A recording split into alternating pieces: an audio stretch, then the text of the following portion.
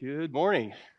Good to see everyone here this morning, and I hope you brought a Bible, and I hope you'll turn with me to Matthew chapter 1. Matthew chapter 1 is where we will begin this morning. Matthew chapter 1.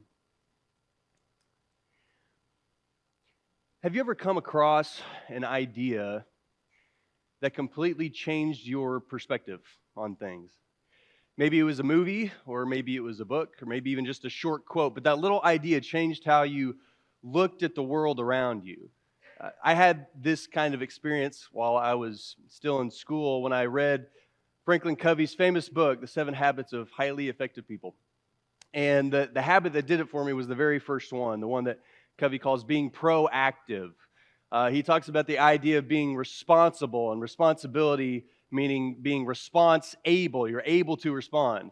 And this is the thing that really did it for me. When he talked about how if you think that the problem is out there, then that thought is the problem. Because if you think the problem is out there, that there's something outside of you that's keeping you from your goals or what you can accomplish, you're giving that power over you. And so that just changed how I looked at the world around me, and I think it changed me for the positive in a good way. This week, if you didn't recognize and missed the reminder in the back hallway, is our VBS.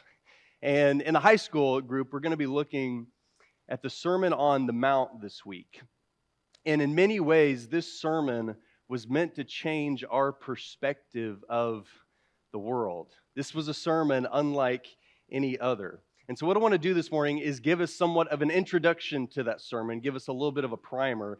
And how I want to do that is first look at kind of an overview of Matthew's gospel, look at the big picture of what Matthew is doing, and then try to look at the big picture of the Sermon on the Mount to see how that fits within that. And hopefully the goal is that we come away with the changed perspective that Jesus was wanting us to have. Let's begin by looking at the big picture of Matthew's gospel. When we look at the gospel, when we look at any gospel, there's a good indicator of what the writer is trying to do at the very beginning. You look at Mark, and he's writing to the Roman Gentile mind, to that audience. And so he opens up with Jesus bursting on the scene, doing all of these powerful miracles. He's the powerful miracle worker that's conquering the enemies. And then you look at Luke, and he's writing to his audience of one, and he's showing Theophilus that he is doing something that's an orderly account and doing it in such a way that he can track all the facts. That's what Luke wants to do.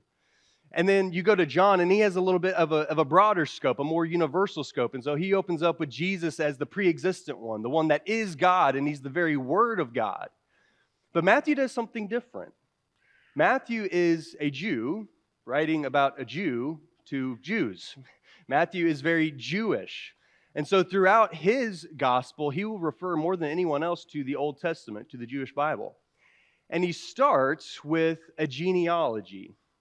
And we are Americans in 2024, and we look at that and we take a big yawn because that's boring. We think the names of all the people should come at the end of the story, not the beginning of the story.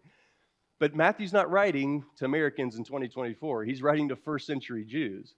And when first century Jews opened up a scroll and saw a genealogy, it was kind of like some people today when they're looking at a fortune cookie. They're getting excited. I want to see what's in this thing. And so Matthew opens up with his genealogy, and even though we aren't as familiar with those, and we don't care so much about family lineages, I think it has some things that will really help us understand what Matthew is doing in his message. He begins in Matthew chapter 1, verse 1, the book of the genealogy of Jesus Christ. The book of the genealogy. When you think about genealogies, and you think about your Old Testament, where does that take your mind? Genesis, right? If you think Matthew's bad for opening up the book with a genealogy, you should really get on to Moses because he wrote an entire book centered around genealogies. The book is structured by 10 different genealogies that divides it into 10 sections. And so when we see genealogy, and Matthew says genealogy, that could harken our mind back to Genesis, but there's another reason it should, because the word that's translated genealogy here is the word Genesis. We name our first book of our Bible Genesis because of the Greek word Genesis, meaning beginning. And so Matthew begins his gospel by saying, this is the Genesis of Jesus Christ.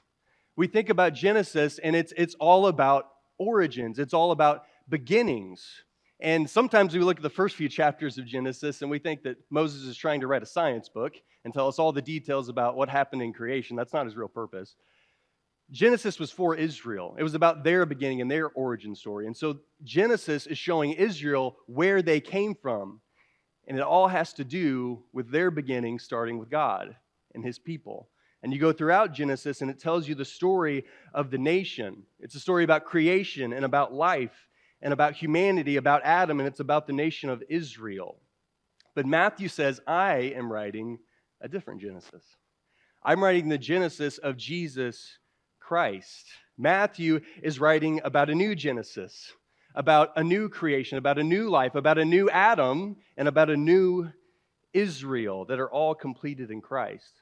And we look at this genealogy, and as we said, it is highly Jewish.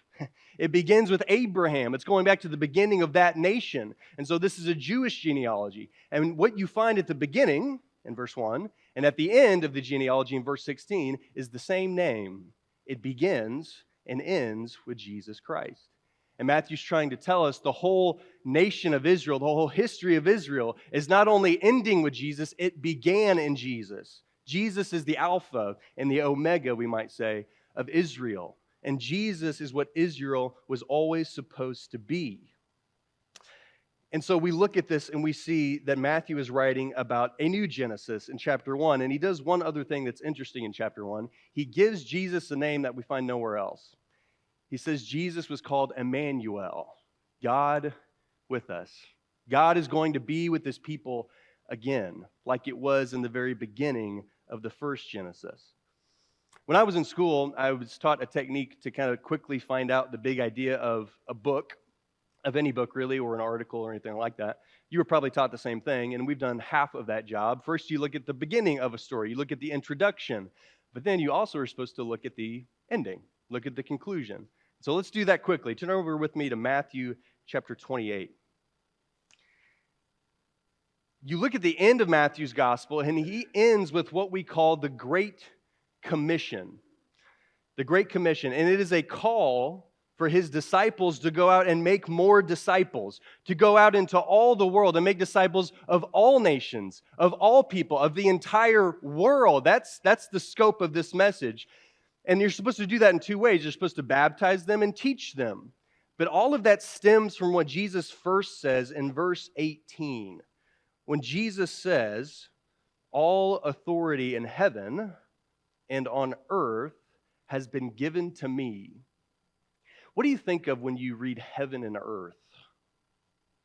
It's Genesis 1:1. In the beginning, God created the heavens and the earth. And now Jesus has authority over the heavens and the earth. Matthew, at the beginning of his gospel, is pointing us to Genesis by using the word and giving us a genealogy. And now at the end of his gospel, he's again pointing us back to Genesis. Matthew really wants us to know that he's writing about a new Genesis. The first Genesis largely was about the separation of heaven and earth from what happened in the garden with the fall of man. That man no longer could dwell with God, that his will wasn't in line with God. And now God's been on a rescue mission the whole time to fix that. And now Matthew says the solution has finally come. It's come through the nation of Israel as it was promised, and it's come through their Messiah, through their King, the one who has authority, the one who has the credentials. It's coming through Jesus.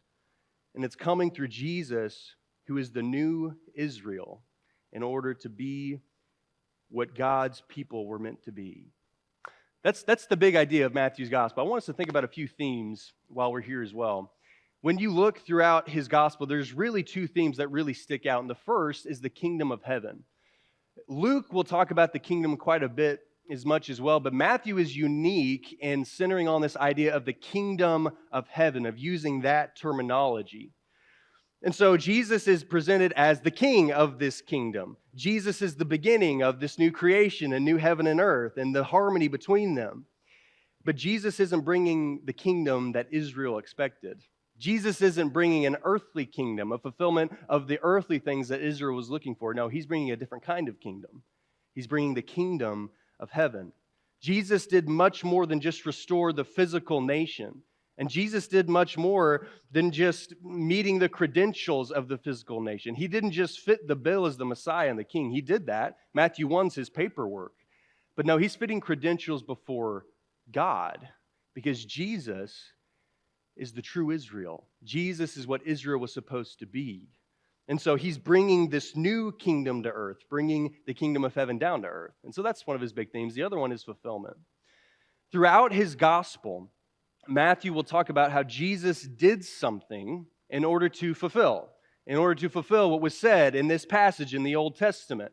And then you'll find Jesus doing things, and it'll say, in order to fulfill what the prophets said. The prophets prophesied about what the Messiah would do and who he would be. And so Jesus is doing things to fulfill those prophecies. But there's the other layer to this that we've already mentioned briefly, is that Jesus isn't just meeting the requirements of being the Messiah or the King.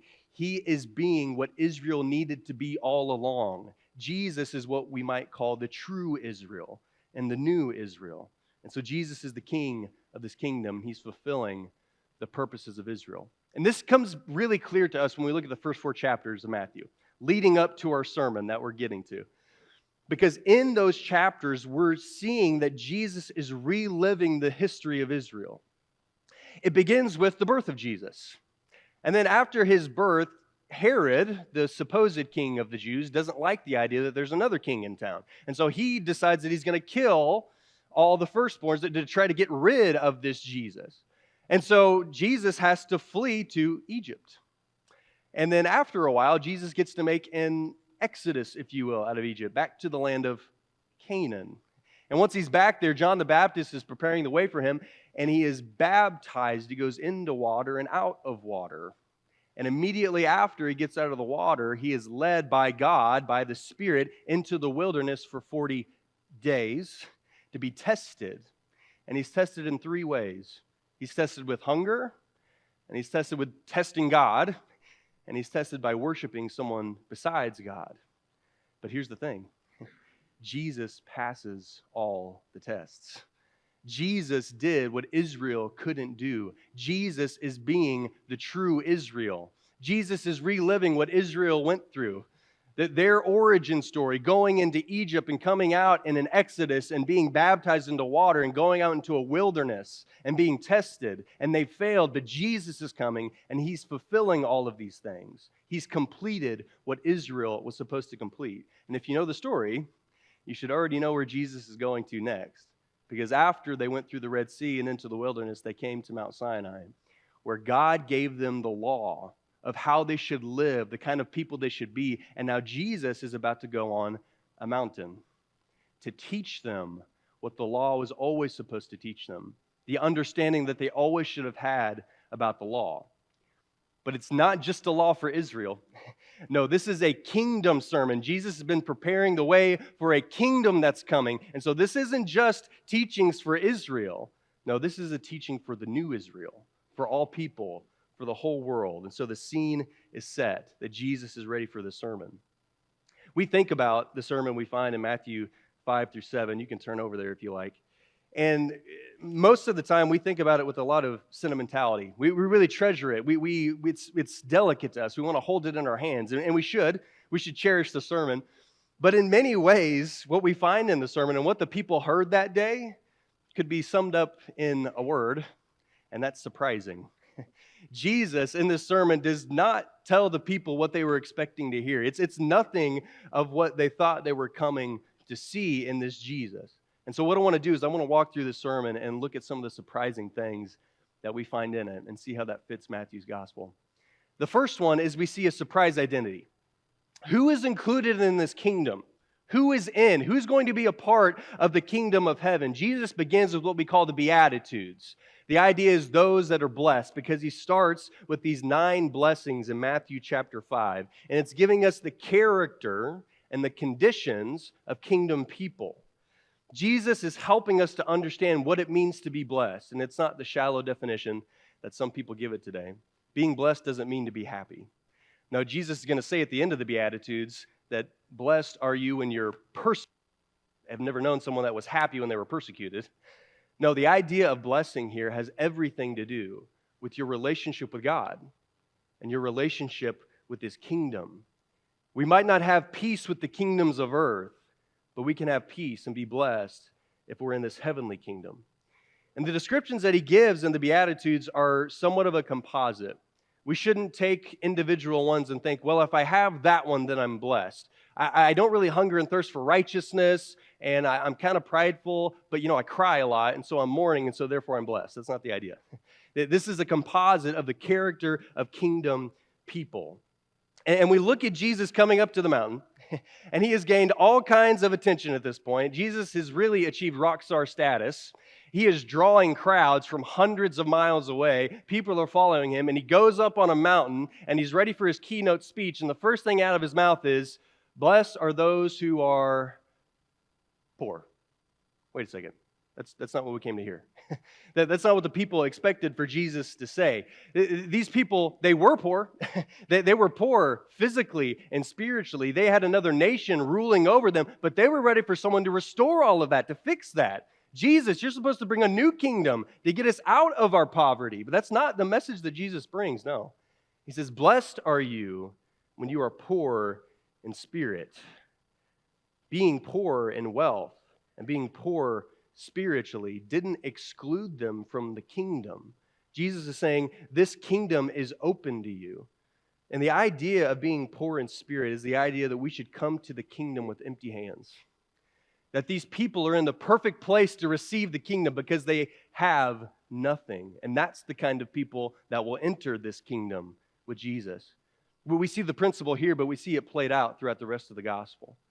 Who are the people that continually are coming to Jesus? Who are the ones that get close to Jesus throughout the gospel story? It's not the Pharisees. It's not those that had it all together. It's not the rich young ruler who said, I followed the law from my youth. No, it's not them. Who is it? It's the tax collectors, and it's the prostitutes, and it's the sinners. Because they have nothing to bring to Jesus. They only have themselves to bring to be filled. And Jesus is saying, this is the kind of people that are going to be in my kingdom. Those that are poor in spirit. And he continues on. He talks about people that mourn and that are meek and that are hungry. And they're all the exact opposite of what the world teaches. Now, the world thinks those that are blessed are those that are happy and those that have power and those that have full bellies. But Jesus is flipping the idea of the world. And he's not really flipping the world upside down. He's flipping an upside down world right side up with this idea of kingdom people. And we might have guessed at the end of the Beatitudes that this type of people, these citizens of this kingdom, they would be most loved in the world. That the world would accept these people because they're lowly and they're peaceful and they're pure in heart and they're trying to be what Jesus wants them to be. But Jesus says, no, you're not going to get along with the kingdoms of earth. There's going to be colliding between these two kingdoms throughout the rest of the gospel, the kingdom of earth and the kingdom of heaven, and they aren't going to be in harmony. Jesus says, in this kingdom, you're going to face opposition. But in the kingdom, we don't look at our relationships with the world to be blessed. We look at our relationship with God to be blessed. And so he continues on with more surprises. Then he goes with the surprise calling when he looks at this ragtag group of people, a bunch of peasants from nowhere whose names weren't known outside of their villages, and he looks at them. He says, You are the salt of the earth. And you're the light of the world. I have to expect that some of them maybe were choking back a giggle. Maybe others were just confused. Maybe others were amazed. Us? We're the salt of the earth? We're the light of the world? Really, Jesus? I think you got the wrong crowd. But what Jesus is doing is calling them to something bigger than what they ever expected. Jesus is giving them the kind of influence that they should have, and it was not expected. There's no mistaking the influence of salt and food and mistaking the influence of light in a dark place. And Jesus is telling this ragtag group of Galileans, these ones around Capernaum, these nobodies, that you are going to change this world because of being in my kingdom. And it's not exclusive just for the closest disciples. No, he is laying this calling right at their feet. And they're not meant to do all of this in secret. They're not meant to be blessed in the Beatitudes to just keep that to themselves. They're not meant to have this new kingdom message just to keep it inside a closet. No, Jesus says you have to go out in the world. And he knew that they would be tempted to keep their light under a basket, because what he said at the end of the Beatitudes is that when you do this, you will be persecuted. But he gives them a motivation, because you can rejoice while you're persecuted for righteousness' sake, because your reward is in heaven. The earth is going to offer you so many things, and they look nice. But your reward is not only in heaven, it is great in heaven. And so you be light, and you be salt. And that's not what the people were expecting. And finally, in this calling, he gives them the purpose of the calling as well. What's the reason they're going to be salt and light? What's the reason they're going to be completely different from the world? It's not to gain attention for themselves. No, it's not so the world looks at them and says, wow, look at how great these people are. No, it's so they would glorify their Father who's in heaven. It's not about them. It's all about this God and this kingdom that he's bringing. And then he talks about some surprise instruction. The majority of the sermon has different instructions about people that are in the kingdom, and it really anchors on this idea in Matthew 5, verse 20. This is really in many ways the key to the sermon. For I tell you, unless your righteousness exceeds that of the scribes and the Pharisees, you will never enter the kingdom of God. And we look at that and we think, easy.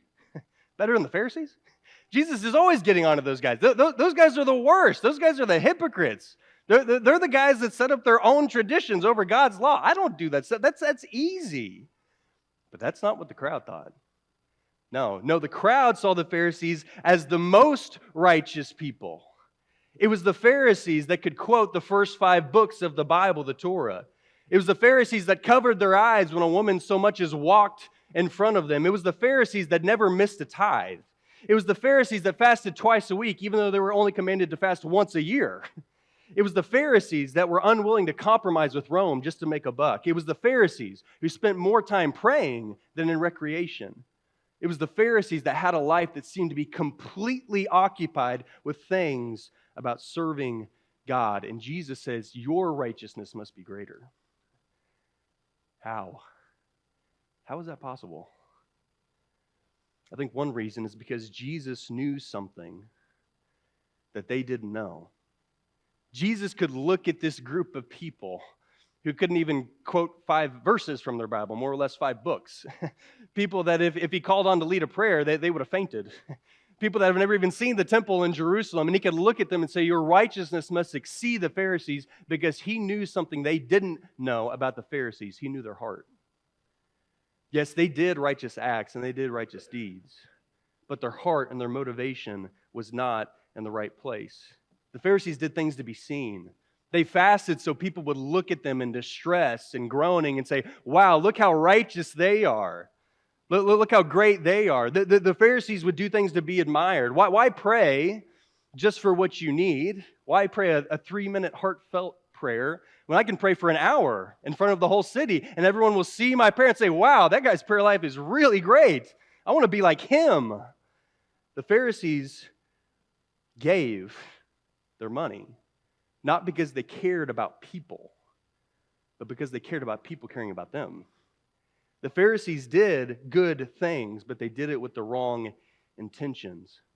And not only that, but the Pharisees also set up standards that were actually lower than God's standards. They would say, you're keeping the law if you don't murder. You're keeping the law if you don't commit adultery.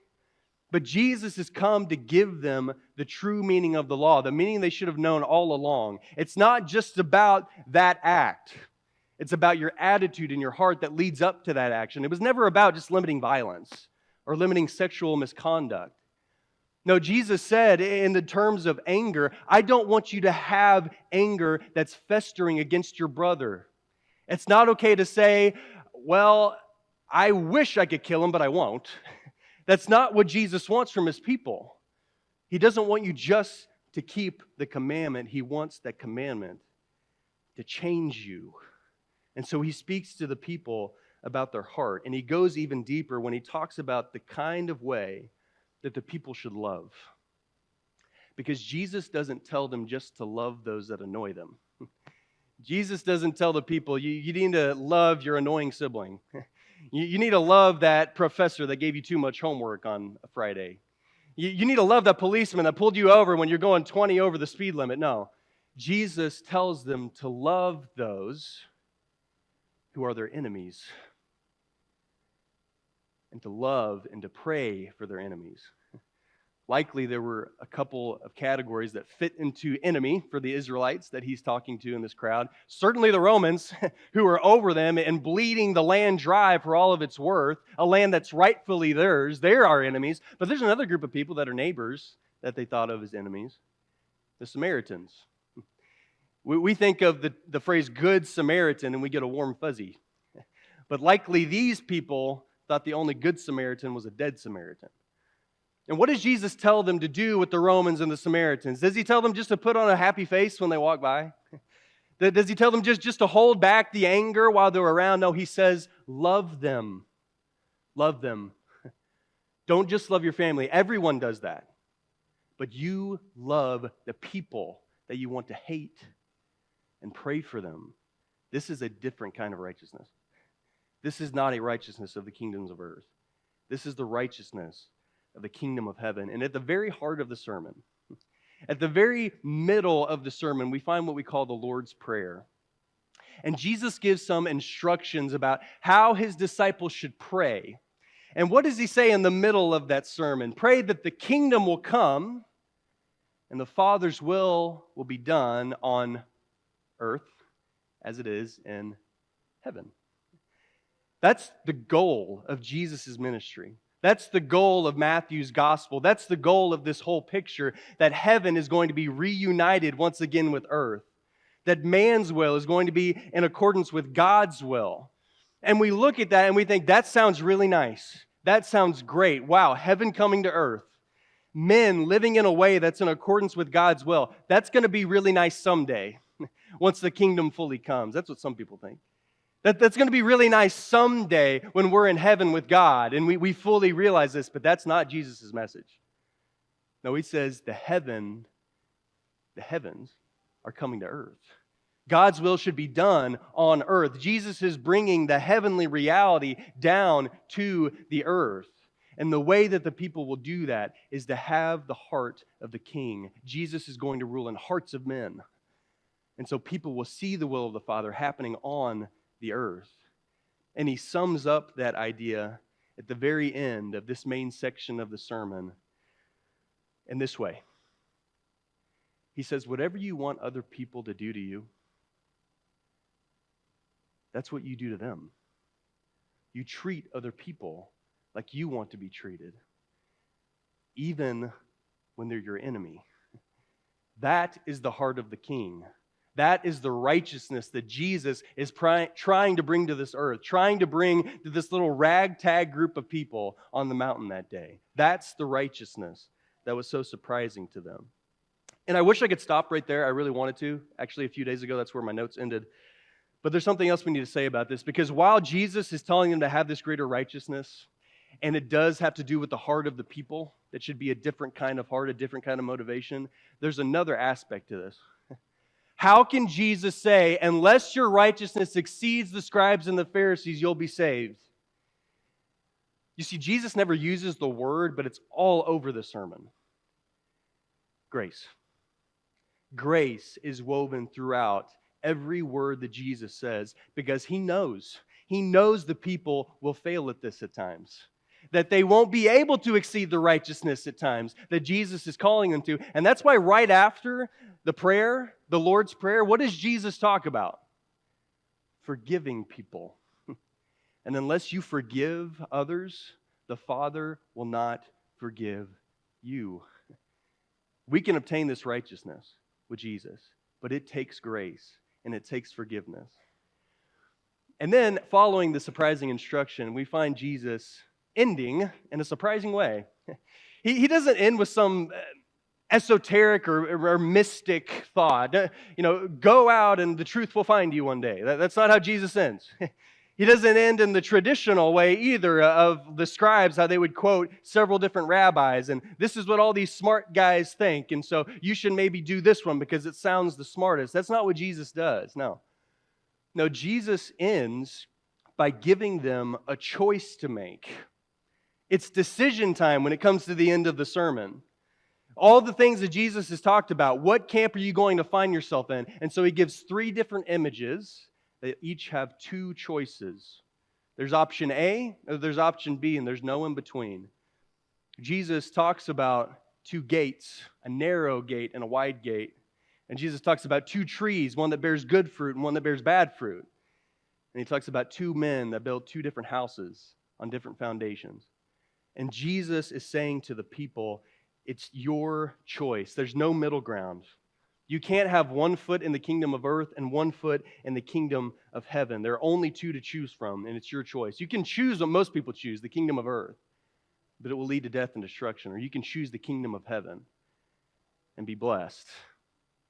And then we find the surprising reaction by the crowd. At the very end of chapter 7, the people look at what Jesus said, and Matthew tells us that they were astonished at the words that Jesus said. And why? He tells us it's because he spoke as one with authority. As we said, he didn't teach like the rabbis and the scribes of his day. He didn't point to other people and say, you do this because this guy said so, something higher than him. No, he said, you are blessed because I say so. You have this calling because I say so. You should live with this righteousness because Jesus says so. The crowd recognized where the authority was. The authority rested with Jesus. He is the one that had the authority over God's law and over God's people. When I read the first chapter of Covey's book, I came away with a new perspective on things. It changed how I looked at the world. It changed my mind. And this surprising sermon was meant to change our perspective on things as well. To give us a new perspective on the things that we value. Who are the blessed? Who are the fortunate sons of our generation?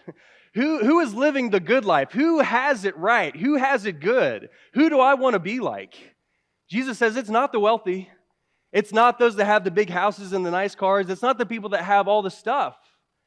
But you also can't exclude from the kingdom people that have nothing. You can't look at someone and see that they're without and say those people aren't blessed. That doesn't fit the description that Jesus is giving. That's not the definition of being blessed. It's not those who have power. It's not those that have control in their families and in their communities and in their country. It's not the political party that has the grip on the nation. That's not the people that are blessed. It's not those who are even without conflict. It's not those that are at peace with all people. That's not the idea of blessing. Jesus is showing us a completely different way to look at the world, a completely different way to value things. Those that are blessed are not blessed by the kingdom of earth, but blessed by the kingdom of heaven. And he also shows us a new perspective on our purpose. The kingdom of earth is always trying to glorify itself. What can I do to promote myself? What skill can I use to lift up my name, to achieve things for myself? But Jesus says that's not the purpose of kingdom citizens.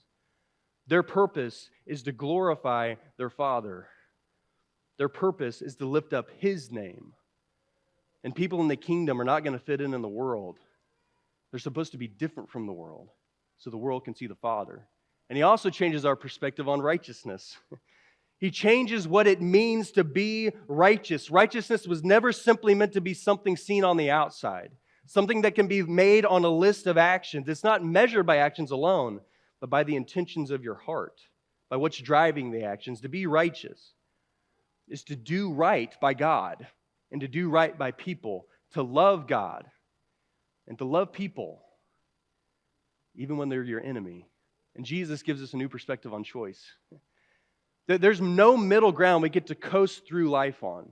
There's no doing some of what Jesus says in the sermon and putting other pieces on the side. No, Jesus says you have a choice to make about the words I said today. Every choice we make, every step we take is either a step in the direction of the kingdom of earth or in the kingdom of heaven. And you can't have feet in both kingdoms. As Paul Earnhardt would say, the kingdom of heaven is not for those who are double-minded and can't quite put both feet in the kingdom. And Jesus changes our perspective on authority. Who is it that calls the shots in your life? Who is it that's ruling? Who has the power? Who gets to say what's good and what's evil? Who gets to determine how you live? The crowd got it. The crowd recognized who had the authority. It's Jesus, the Christ. The Sermon on the Mount is a sermon about changing our perspectives on our world, about looking at the world in a whole different way. Has it changed your view on the world? Is your perspective about the world around you changed because of the words that Jesus said that day on the mountain? He came to tell us and to show us what God's people should be, what the true Israel was meant to be all along, what people of God are supposed to look like, and he came to bring the kingdom of God to the earth. And it's doing so in the hearts of people so that the God that created the earth, his will could be done in the earth. And Jesus ends the sermon by asking the question, which kingdom are you in? Which kingdom are you living for? The kingdom of earth or the kingdom of heaven? I hope those thoughts were helpful for you when thinking about the Sermon on the Mount. Thank you for connecting with us this morning. We're so thankful that you were able to do that. If you have questions, we'd love to have the opportunity to talk to you. You can contact us at www.thebibleway.com or questions@thebibleway.com. Questions@thebibleway.com. We'd love to have you in person. Come if you can, but thank you for connecting with us.